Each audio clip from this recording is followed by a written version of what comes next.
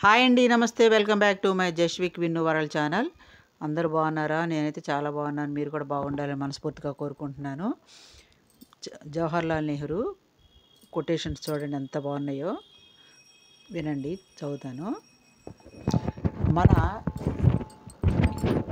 మన లక్ష్యాలు, ఆలోచనలు, విలువలు మర్చిపోయినప్పుడు మాత్రమే అపజయం పాలవుతారు.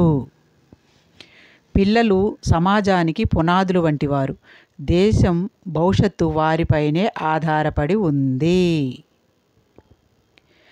సమయానికి కొలమానం సంవత్సరాలు గడిచిపోవడం కాదు, కానీ ఆ కాలంలో మనం ఏం చేసాం, ఎలా ఉన్నాం, ఏం సాధించామన్నది ముఖ్యం.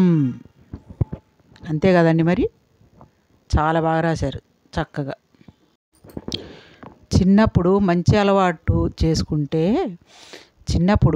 అలవాట్లు చేసుకుంటేనే పెద్దయ్యాక గొప్ప లక్ష్యాల్ని సాధించగలరు. అంతే కదండి. మరి అలవాట్లు అబ్బడం మన చేతిలోనే ఉంది. ఎలాంటి అలవాట్లు అలవరుచుకుంటే అలా తయారవుతారు. చక్కగా చెప్పారు. ఎదురు దెబ్బలు తిని కూడా జాగ్రత్త పడని వ్యక్తి తర్వాత గట్టి దెబ్బ తింటాడు. అప్పుడు లేచి సంభాళించుకోవడం కూడా కష్టమవుతుంది. అంతే కదండి. మరి చదువుతో పాటు పెద్దల పట్ల వినయంగా ఉండడం కూడా నేర్చుకోవాలి. పరాయి వాళ్ళ దివ్య సౌధాలలో జీవించడం కన్నా సొంతదైన పూరి గుడిసెలో నివసించడం మిన్నా.